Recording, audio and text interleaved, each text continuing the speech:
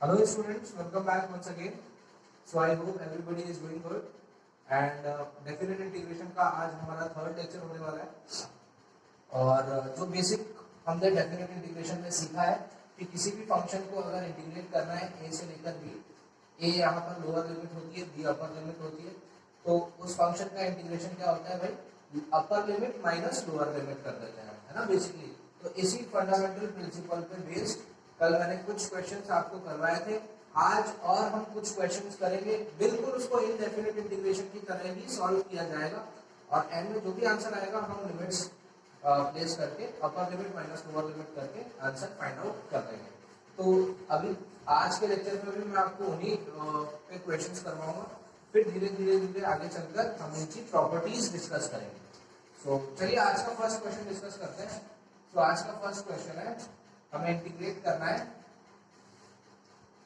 Zero से लेकर infinity दे रखा है,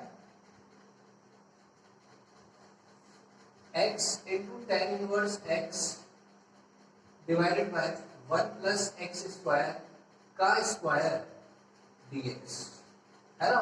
तो देखिए इस क्वेश्चन को डील करते वक्त मैं देखूंगा कि यार हाँ यहाँ टेन इनवर्स x भी मौजूद है और 1/1 प्लस एक्स स्क्वायर भी मौजूद है, लेकिन उसका स्क्वायर है, कोई बात नहीं, है ना। देखो मैं इसको सॉल्व करते वक्त मतलब आई लिख देता हूँ, इसको मैं ऐसे लिख सकता हूँ, जीरो से infinity x into tan inverse x divided by, आपको बेटर क्लियर रहेंगे, 1 plus x square into 1 plus x square, ऐसे मैं अलग अलग करके लिख देता हूँ भाई। 1 प्लस एक्स स्क्वायर का whole square can be written as like this, है ना। क्यों लिखा मैंने, ताकि आपको साफ साफ दिख जाए। टेन इनवर्स एक्स को मैं यहाँ पर t मानने वाला हूँ, ताकि 1/1 प्लस एक्स स्क्वायर dx मेरा dt बन जाएगा, ठीक है। और यहाँ कॉमन सेंस लगाइएगा, अगर आपने टेन इनवर्स x को t माना है तो x ऑटोमेटिकली क्या बन जाएगा, x बन जाएगा tan t, है ना। अगर टेन इनवर्स x t है तो x क्या है, tan t है ना। फिलहाल अब ये कैसा दिखेगा और लिमिट्स का क्या होगा, तो अब देखिए i is equals to, limits का क्या होगा, सबसे पहले तो ये देखिए टेन इनवर्स जीरो, जब मैं x यहाँ जीरो लगाऊंगा क्योंकि अब पूरा सवाल t के फॉर्म में घूम गया है तो लिमिट्स तो चेंज होगी, मैंने कल आपको बताया था लास्ट लेक्चर में। So tan inverse zero is zero and tan inverse infinity, tan infinity कब होता है, 90 पर, pi by 2। So lower limit zero हो गई, अपर लिमिट पाई बाय 2 हो गई। पहले क्या थी, जीरो से इंफिनिटी, अब क्योंकि सवाल टी में घूम गया तो जीरो से पाई बाय 2 हो गया। अब देखिए x क्या बन गया, x बन गया tan t, है ना, x बन गया tan t। tan inverse x को मैंने t माना है तो t को पहले लिखते हैं, ये हो गया t इंटू टेन टी और dx upon 1 plus x square dt बन गया, और ये नीचे जो 1 प्लस एक्स स्क्वायर रह गया उसको मैं क्या लिखूंगा, अगर x tan t है तो 1 प्लस एक्स स्क्वायर हो जाएगा 1 प्लस टेन स्क्वायर t, और सबको पता है 1 प्लस टेन स्क्वायर थीटा होता है सेक स्क्वायर थीटा। तो अब ये एक्सप्रेशन ऐसा दिखेगा, i is equals to integration zero से pi by 2 t into tan t divided by sec square t dt, है ना। इसको मैं और आगे अब सिंप्लीफाई कर लेता हूं, तो ये देखिए साइन कॉस में चेंज कर लेता हूं मैं, तो i is equals to zero से pi by 2 t multiply by tan t होता है sine t upon cos t divided by sec square t होता है 1 upon cos square t dt। तो एक कॉस से एक स्क्वायर कैंसिल हो जाएगा और कॉस टी ऊपर आके साइन टी से मल्टीप्लाई हो जाएगा। तो अब ये कैसा दिखेगा, ये ऐसा दिखेगा, जीरो से pi by 2 T into sine T into cos T dt। यहां तक चेक करिए, है ना, एक एक स्टेप समझ में आना चाहिए। टेन इनवर्स x को t माना तो x ऑटोमेटिकली tan t बन गया, यहाँ साइड में लिखा है। टेन इनवर्स x को t माना तो उसका differentiation 1/1 plus x square dx dt बन जाएगा। नीचे 1 प्लस एक्स स्क्वायर का स्क्वायर है तो मैंने उसके दो टुकड़े कर दिए, लिमिट्स चेंज हो गई, जब x 0 होगा तो 0, x पाई बाय 2 होगा तो सॉरी जब x 0 होगा टेन इनवर्स 0 हो गया 0 tan इनवर्स इंफिनिटी हो गया पाई बाय 2 और ये पूरा एक्सप्रेशन ऐसे बदल गया t tan t upon 1 plus tan square t dt। थोड़ा पास लिख देते हैं dt को, बहुत दूर लिखा हुआ है ना। तो ये क्या इंप्लाई कर रहा है 1 plus tan square sec square होता है। नेक्स्ट स्टेप ये है, फिर मैंने sin tan को लिख दिया sin upon cos, sec square को लिख दिया 1 अपॉन cos स्क्वायर। तो cos से cos स्क्वायर कैंसिल होगा तो 1 अपॉन cos बचेगा, ऊपर जाके cos बन जाएगा sin t into cos t। तो अब अभी तक यहाँ तक मेरे पास आ गया 0 से pi by 2 t into sin t cos t dt। तो अब देखिए अब आगे मैं क्या करूंगा,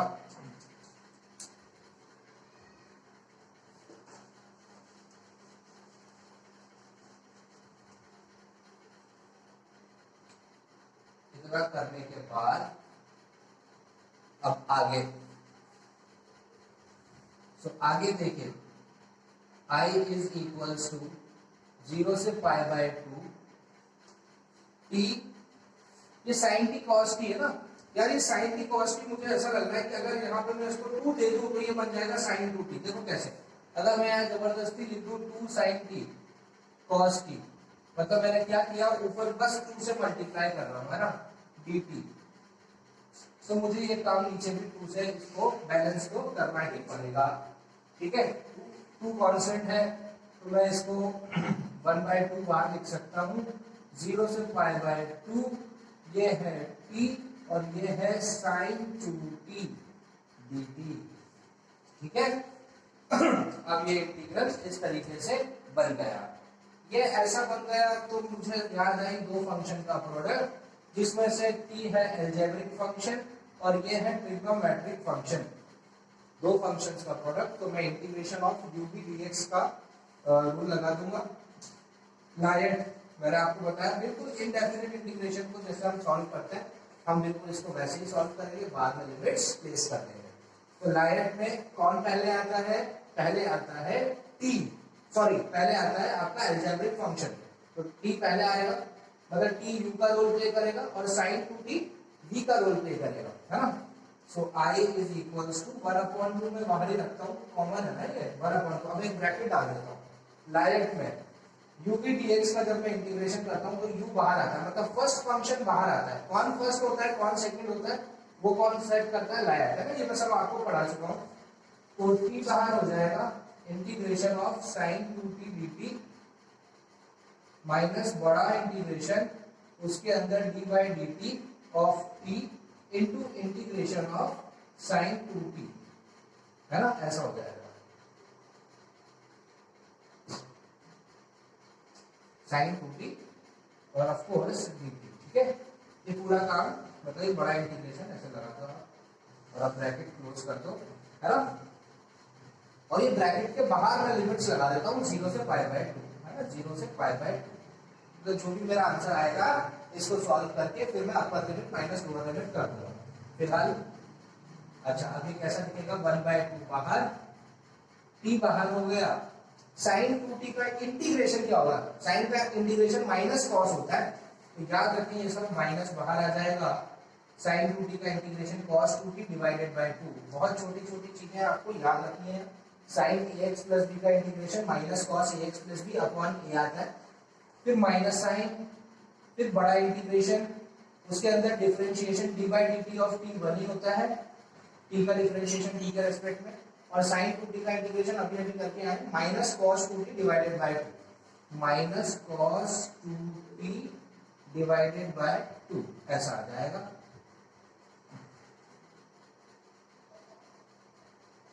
ठीक है, ये इस तरीके से आ जाएगा। और ऑफ कोर्स ये हमें काम t के रेस्पेक्ट में करना है, तो यहाँ भी माइनस है यहाँ भी माइनस है, ये माइनस और ये माइनस मिलकर माइनस माइनस मल्टीप्लाई होगा, क्या माइनस माइनस क्या हो जाएगा आपका यहाँ पे प्लस हो जाएगा, ठीक है ना। 1 into cos 2t, 1 multiply by any number is यही रह जाएगा। तो integration of cos 2t divided by 2 करना है हमें, ठीक है। थोड़ा पास लिख देता हूँ, integration of cos 2t divided by 2, सिर्फ ये बचा हमारे पास, ठीक है। विद इन द लिमिट्स 0 से पाई बाय 2, ठीक है, ऐसा। ओके, फिर आगे इंटीग्रेशन, देखो यहाँ ये पार्ट तो सॉल्व हो ही गया। अब देखिए integration of cos 2t, cos 2t का इंटीग्रेशन क्या हो जाएगा, sin 2t डिवाइडेड बाय 2। क्या हो जाएगा cos 2t का integration sin 2t divided by 2। तो ये एक्सप्रेशन क्या हो जाएगा sin 2t डिवाइडेड बाय 4, क्योंकि यहाँ ऑलरेडी 2 मौजूद है। तो इसका इंटीग्रेशन मैं देखो रख कर रहा हूं, ध्यान से देखिएगा। इसका इंटीग्रेशन क्या हो जाएगा sin 2t डिवाइडेड बाय 4, मिटा देते हैं और लिख देते हैं sin 2t डिवाइडेड बाय 4। ये हो गया sin 2t डिवाइडेड बाय 4।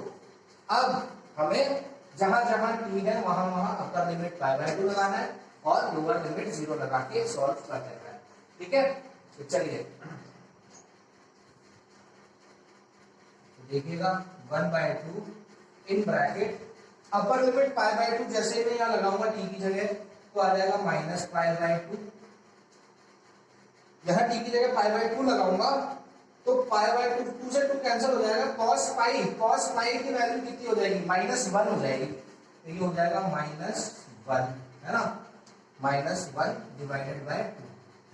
वापस से देखिए t की जगह π/2 रखा, इस t की जगह π/2 रखा तो ये cos π बना, cos π -1 होता है, -1/2 प्लस यहां जब मैं π/2 लगाऊंगा तो 2 से 2 कैंसिल होगा, sin π 180 डिग्री, sin 180 0 होता है, 0 डिवाइडेड बाय एनी नंबर 0 हो गया। तो ये तो हो गया मेरा अपर लिमिट, ध्यान से देखिए ये क्या हो गया मेरा अपर लिमिट हो गया। अब लोअर लिमिट लगाऊंगा, माइनस लोअर लिमिट, तो लोअर लिमिट 0 है, 0 यहाँ आएगा, खत्म, पूरा खेल ही खत्म, क्योंकि 0 multiply by any number is 0 और 0 यहाँ पे भी आएगा तो sin 0 0 ही होता है, तो ये 0 ही आ जाएगा। ये हो गया अपर लिमिट की कैलकुलेशन, ये हो गई लोअर लिमिट की कैलकुलेशन। ठीक है, अब बस फाइनल स्टेप है ना, फाइनल स्टेप क्या, बस आप इसको सॉल्व कर दीजिए। आप -π/2 मल्टीप्लाई बाय -1/2, दो माइनस मल्टीप्लाई होंगे प्लस आ जाएगा, π/4 आ जाएगा, π/4 plus 0 minus 0, π/4 and π/4 multiply by 1/2 कितना हो जाएगा π/8 हो जाएगा। चेक करिए, तो आंसर क्या हो गया इसका π/8, आंसर आ जाएगा π/8 है ना। तो इस क्वेश्चन का मतलब इसका हमें इंटीग्रेशन करना था, इस क्वेश्चन का इंटीग्रेशन क्या आया, हमारा आंसर π/8 आया।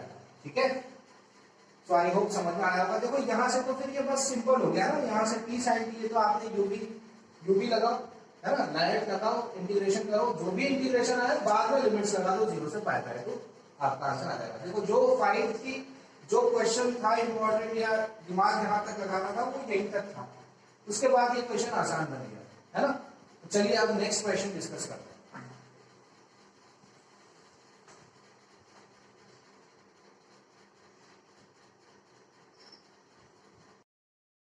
नेक्स्ट क्वेश्चन है 0 से π/2 तक हमें sin square x into cos cube x का इंटीग्रेशन करना है। अच्छा, तो यहाँ पे हमें थोड़ा सा फाइंड देना पड़ेगा, थोड़ा सा सोचना पड़ेगा कि यार यहाँ पर हम क्या अप्लाई कर सकते हैं। तो अगर सब्स्टिट्यूशन के बारे में सोचें तो अगर मैं sin को t मानना चाहूंगा तो यार sin का डिफरेंशिएशन cos होता है, लेकिन यहाँ पे cos क्यूब है ना, या अगर मैं cos को t मानूंगा तो यहाँ sin स्क्वायर है।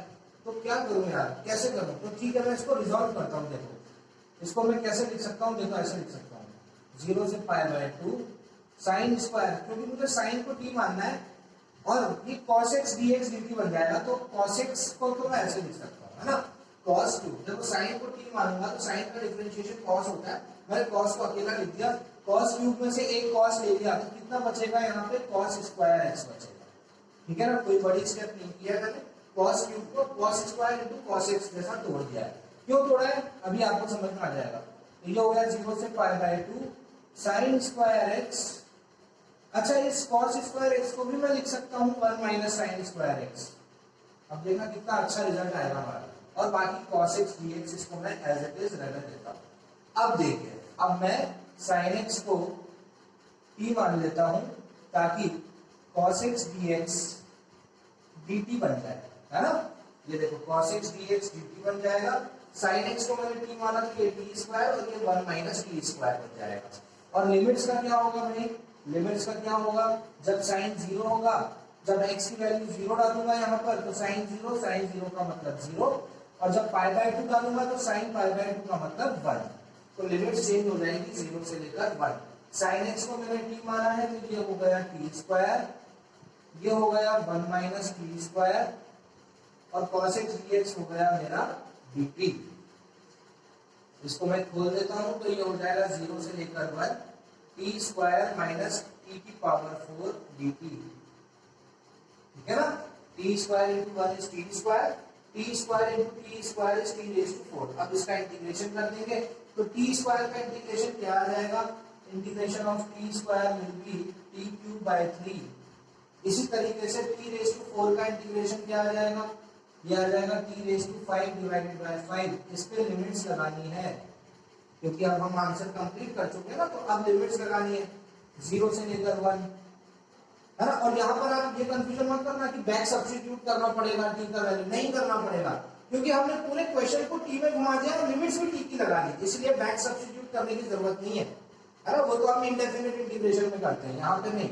एक बार आपने सवाल t में घुमा दिया और लिमिट्स चेंज कर दी तो बाद में बैक सब्स्टिट्यूट करने की जरूरत नहीं है। अब ये लिमिट्स t की हो चुकी है तो अच्छा, अब upper limit minus lower limit, upper limit minus lower limit, तो पहले मैं 1 डालूंगा t की जगह, तो 1 का क्यूब 1 हो जाएगा 1/3, और t की जगह यहाँ पर 1 डालूंगा तो -1/5। ये हो गया मेरा upper limit, minus lower limit करूंगा तो 0 divided by any number 0, 0 minus 0 ही आएगा, तो हमारा आंसर हो जाएगा, ये पार्ट तो 0 ही हो गया, 1/3 डिवाइडेड 1/3 माइनस 1/5, 3 और 5 का एलसीएम 15, 3 की टेबल में 15 5 टाइम्स, 5 की टेबल में 3 टाइम्स, तो answer will be 2/15, 2/15, that is C option, वो हमारा आंसर हो जाएगा, है ना। आसान क्वेश्चन था, basically sine square cos cube दे रखा था तो हमने इसको इस तरीके से रिजॉल्व कर दिया, है ना। आगे चल के मैं आपको बताऊंगा कि अगर ये हायर पावर हो गई, मतलब इंटीग्रेशन ऑफ साइन की पावर, अगर आपको कल को 11x निकालना है सिर्फ, या इंटीग्रेशन ऑफ साइन की पावर 11x इंटू कॉस की पावर 12x, इस तरीके से अगर निकालना है तो रिडक्शन फॉर्मूला वो आगे हम पढ़ेंगे, आगे हम पढ़ेंगे उसमें हम अगर साइन और कॉस की हायर पावर्स अगर हमें निकालनी है तो वो कैसे निकालेंगे, वो भी डेफिनेट इंटीग्रेशन में आएगा, लेकिन थोड़े दिनों के बाद जब हम कुछ टॉपिक्स कवर कर देंगे और प्रॉपर्टीज जब हम डिस्कस करेंगे तब मैं आपको वो रिडक्शन फॉर्मूला बताऊंगा, ठीक है। फिलहाल हम नेक्स्ट क्वेश्चन की तरफ मूव करते हैं।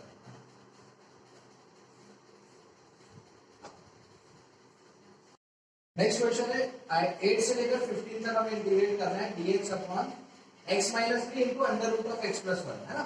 ये मैंने आपको सब्स्टिट्यूशन मेथड पढ़ाते वक्त बताया भी था कि अगर हमें जब भी इस टाइप के इंटीग्रेशन को सॉल्व करना है कि बाहर लीनियर हो और मल्टीप्लाई में अंडर रूट ऑफ लीनियर हो, मतलब linear multiply by under root of linear, ये भी लीनियर फंक्शन है और अंडर रूट के अंदर भी लीनियर फंक्शन है, तो ऐसे टाइप पर आपको अंडर रूट के अंदर जो लीनियर है उसको टी स्क्वायर मानना है और आगे प्रोसीड करना है, ठीक है, एंड प्रोसीड, ठीक है। याद रखना ये सब सब्स्टिट्यूशंस बहुत इंपॉर्टेंट है। dx अपॉन या any constant divided by linear into under root of linear, तो अगर अंडर रूट के अंदर वाले लीनियर के एक्सप्रेशन को हमको टी स्क्वायर मान के आगे प्रोसीड करना है। अच्छा, कैसे प्रोसीड करना है अब देख लीजिए, मैं बता देता हूँ आपको। मैंने बताया x प्लस 1 जो अंडर रूट के अंदर है, ये वाला लीनियर फंक्शन, इसको मैं टी स्क्वायर मान देता हूँ, तो x प्लस 1 का डिफरेंशिएशन dx बराबर 2t dt आ जाएगा, है ना। डिफरेंशिएट करोगे दोनों तरफ, both the side, x plus 1 का 1 आ जाएगा, t स्क्वायर का आ जाएगा 2t into dt by dx, dx shift हो जाएगा, तो dx हो जाएगा 2t dt। लिमिट्स का क्या हो जाएगा भाई, लिमिट्स का क्या हो जाएगा, तो 8 जब मैं यहाँ डालूंगा तो 8 प्लस 1 9 आ जाएगा, है ना। तो t square is equals to 9 है, तो t इज इक्वल्स टू कितना हो जाएगा, प्लस माइनस 3 हो जाएगा, है ना। तो मैं 3 पकड़ के लेता हूँ अभी, ठीक है। तो t का वैल्यू 3 हो जाएगा, देखिए 8 plus 1 9, t square equals to 9, तो t इक्वल्स टू 3, और जब मैं 15 लूंगा तो 15 प्लस 1 16, तो 16 का स्क्वायर 4, है ना। तो 3 से 4 हो जाएगी लिमिट, चेक कर लीजिए, है ना। 8 यहाँ रखोगे, 8 प्लस 1 9 आएगा, t square equals to 9, then t equals to plus minus 3 होता है, लेकिन मैं 3 लेके चल रहा हूँ। इसी तरीके से 16 लूंगा तो प्लस माइनस 4 आएगा, तो या तो माइनस 3 से माइनस 4 लो या फिर 3 से लेकर 4 लो, चॉइस इज योर्स, ठीक है। अच्छा, तो 3 से लेकर 4 हो गया, और ऊपर है dx डिवाइडेड बाय, अच्छा x प्लस 1 अगर टी स्क्वायर है तो x माइनस थ्री क्या होगा, ज्यादा दिमाग पे जोर जाएगा नहीं, x plus one t square है तो हम लिख सकते हैं x is equals to t square minus one, तो फिर x minus three is equals to t square minus one minus three is equals to t square minus four. बहुत ही आसान है ना। तो अगर x plus one t square है तो x माइनस थ्री क्या हुआ, टी स्क्वायर माइनस फोर हो गया भाई। हालांकि वन और माइनस थ्री यहीं से दिख रहा है कि उनमें चार का अंतर है, तो टी स्क्वायर माइनस फोर ये बन गया टी स्क्वायर माइनस फोर, है ना। x माइनस थ्री बन गया t square minus four. X plus one को मैंने टी स्क्वायर माना था तो under root of t square क्या हो जाएगा, टी हो जाएगा, और dx क्या हो जाएगा, 2t dt हो जाएगा। dx क्या हो जाएगा, 2t dt हो जाएगा। तो टी स्क्वायर का अंडर रूट क्या होता है भाई, टी स्क्वायर का अंडर रूट तो टी तो होता है, किसी भी चीज का स्क्वायर रूट करूंगा, square root of square is what, this, square root of t square क्या हो जाएगा, टी हो जाएगा, है ना। तो टी से टी कैंसिल हो जाएगा तो बाहर आ जाएगा 2, है ना, बाहर कांस्टेंट है 2, तो i इज इक्वल्स टू 2 बाहर इंटीग्रेशन 3 से लेकर 4 dt upon T square minus 4, जिसको मैं लिख सकता हूँ टी स्क्वायर माइनस 2 स्क्वायर। अब यहाँ आ जाता है आपके स्टैंडर्ड रिजल्ट्स का खेल। फॉर्मूले याद रखना बहुत बहुत बहुत जरूरी है। मैंने आपको इंडेफिनिट इंटीग्रेशन पढ़ाते वक्त हर एक एक्सप्रेशन, हर एक आइडेंटिटी बहुत अच्छे से याद करवाई थी, डिराइव भी करवाई थी, प्रूफ के साथ बताया था। तो अब आपको कैप्चर करना आना चाहिए, अच्छा ये है ये फॉर्म, इस फॉर्म, ये फॉर्म बिल्कुल हमें इसकी याद दिलाना है, एक्स स्क्वायर माइनस ए स्क्वायर, है ना, जो कि क्या होता है 1/2a log mod x minus a upon x plus a, ये याद रहना चाहिए, प्लस कांस्टेंट इनडेफिनिट इंटीग्रेशन में, है ना। तो ये बिल्कुल वैसे ही लिख रहा है एक्स स्क्वायर माइनस ए स्क्वायर, भाई चार को मैंने लिख दिया ए स्क्वायर मतलब 2k स्क्वायर के फॉर्म में, तो ये हो जाएगा 2 मेरा बाहर है 1/2a, a का रोल 2 प्ले कर रहा है तो 2 2 4 हो जाएगा, log mod x माइनस ए मतलब t minus 2 divided by t plus 2, और अब मुझे यहाँ पर लगा देनी है लिमिट्स जो कि है 3 से लेकर 4, है ना। अच्छा तो 2 into 1/4 पहले कर देता हूँ इसका हिसाब, ये हो जाएगा 2 into 1/4 1/2 हो जाएगा, और अब मैं लिमिट्स लगा देता हूँ, log अपर लिमिट 4 है तो जहां जहां t है वहां वहां 4 रखो, 4 माइनस 2 2, 4 प्लस 2 6, तो अपर लिमिट लगा के हिसाब किताब आया log 2/6, फिर माइनस लोअर लिमिट लगा के क्या हिसाब किताब आएगा 3 माइनस 2 1, 3 प्लस 2 5, तो log 1/5 आ जाएगा, है ना। तो अब ये कैसा दिख रहा है हमें, ये दिख रहा है log a minus log b, that is log a upon b, log a minus log b क्या होता है, log a अपॉन b हो जाता है। तो i इज इक्वल्स टू 1/2 मेरा बाहर है, log a minus log b is log a upon b, तो log 2/6 divided by 1/5, so 2/6 into 5/1 इस टाइप से आप लिख सकते हो, है ना। सो 2 से 6 3 टाइम्स कैंसिल हो जाएगा, 3 1 जा 3 हो जाएगा, तो 1/2 बाहर log 5/3, आंसर क्या हो जाएगा मेरा, i is equals to 1/2 into log 5/3, ये मेरा डिजायर्ड आंसर हो जाएगा, ठीक है, that is D option. I hope question समझ में आया होगा, है ना, इजी क्वेश्चन था। बस यहाँ पर ये याद रखना है कि जब भी हमें linear into under root of linear form दी गई हो तो अंडर रूट वाले अंदर लीनियर एक्सप्रेशन को हमें टी स्क्वायर मानकर आगे प्रोसीड करना है, ठीक है। चलिए नेक्स्ट क्वेश्चन करते हैं।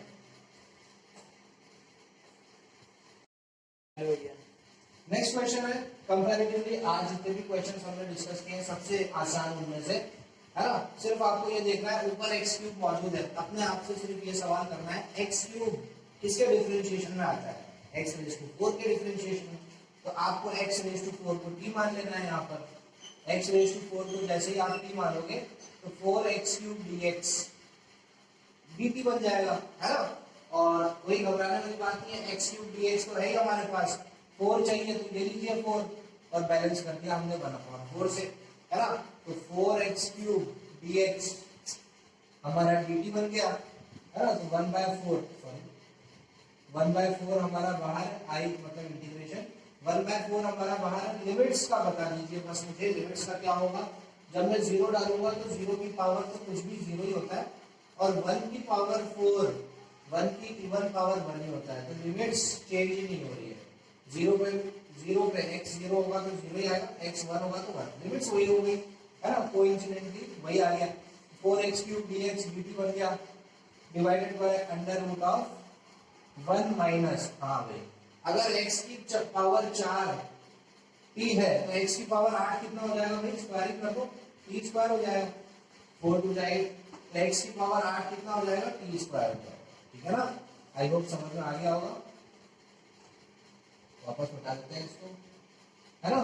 तो अब ये बिल्कुल आपको, ये तो स्टैंडर्ड रिजल्ट है, ये तो याद आ गया होगा कि साइन इनवर्स x का डिफरेंशिएशन और क्या होता है 1 upon under root of 1 minus x square, तो 1 upon under root of 1 minus t square का integration with respect to t क्या आ जाएगा भाई, साइन इनवर्स t आ जाएगा, sine inverse t with in the bracket with in the limits 0 से लेकर 1 end of course 1/2 1/4 rather, है ना, 1/4 हमारा बाहर वेट कर रहा है, कांस्टेंट है, सो 1/4 इन ब्रैकेट, जब मैं 1 लगाऊंगा इधर तो हो जाएगा sine inverse 1 minus sine inverse 0, upper limit minus lower limit, तो आंसर हो जाएगा 1/4 इन ब्रैकेट साइन इनवर्स 1 मतलब साइन की वैल्यू 1 होती है 90 पर, 0 होती है 0 पर, π/2 माइनस 0 π/2, π/2 into 1/4 इज π/8, तो ये हमारा आंसर डी ऑप्शन हो जाएगा, ठीक है। सो आई होप डेफिनेट इंटीग्रेशन का कॉन्सेप्ट आपको समझ में आया होगा, उस पे बेस्ड मैंने आपको कुछ क्वेश्चंस करवाए जिनको हमने बिल्कुल इनडेफिनेट इंटीग्रेशन की तरह ही सॉल्व किया, बस बाद में वो कॉन्सेप्ट यूज किया, कौन सा, upper limit minus lower limit, है ना। तो ये था डेफिनेट इंटीग्रेशन का बेसिक, कैसे हम ए से लेकर बी किसी फंक्शन को इंटीग्रेट करना है, तो upper limit minus lower limit करके किस तरीके से हम इस फंक्शन को इंटीग्रेट करते हैं वो मैंने आपको बताया। और बेसिकली डेफिनेट इंटीग्रेशन का मतलब क्या है, एरिया अंडर द कर्व, ठीक है। सो आज हमने फंडामेंटल जो प्रिंसिपल था वो कवर किया, इस पे अब हम काफी बात कर चुके हैं, अब हम इससे आगे बढ़ेंगे, ठीक है। ये जो बात हो गई पिछले 3 लेक्चर्स जो हुए हमारे डेफिनेट इंटीग्रेशन के इंट्रोडक्शन लेक्चर से लेकर आज तक जितने भी क्वेश्चंस हमने किए, जितनी भी बात की है इस पर किए, अब हम इससे आगे बढ़ेंगे, ठीक है। अब मैं आपको नेक्स्ट टॉपिक में बताऊंगा कि definite integration as a limit of sum, limit का इस्तेमाल करके, है ना, लिमिट का इस्तेमाल करके कैसे हम किसी फंक्शन को एक जगह से लेकर दूसरी जगह तक अगर किसी कर्व को या किसी फंक्शन को इंटीग्रेट करना है तो लिमिट की हेल्प से कैसे हम उसको इंटीग्रेट करेंगे, है ना। तो उस टॉपिक का नाम होगा definite integration as a limit of sum, जो कि हम नेक्स्ट लेक्चर से डिस्कस करेंगे। So thank you so much for watching, have a nice day and I will see you everyone in the next lecture, है ना। So question practice करते रहिए, पूरा कंटेंट आप, है ना, आपकी टेक्स्ट बुक से रेफर करिए, है ना, जो हम पढ़ रहे हैं एज इट इज आप अपनी बुक्स, अगर आपके पास एनसीईआरटी भी है तो बहुत अच्छी बात है, उससे भी देखिए, साथ साथ आपकी जो टेक्स्ट बुक मैथमेटिक्स सेकंड की जो बुक है डेफिनेट इंटीग्रेशन टॉपिक निकालिए, और जितना जितना टॉपिक हमने अभी तक कवर किया है 3 लेक्चर्स में, उस पे बेस्ड क्वेश्चन की प्रैक्टिस करते रहिए, है। बाकी चाटे ऐप पर मैं आपके क्वेश्चंस अपलोड करूंगा, डीपीपी सॉर्ट ऑफ क्वेश्चंस होंगे, वो रोजाना 10 क्वेश्चंस आपको मिलेंगे, तो वो क्वेश्चंस भी आप जरूर सॉल्व करिएगा, है। So thank you so much for watching and I will see you in the next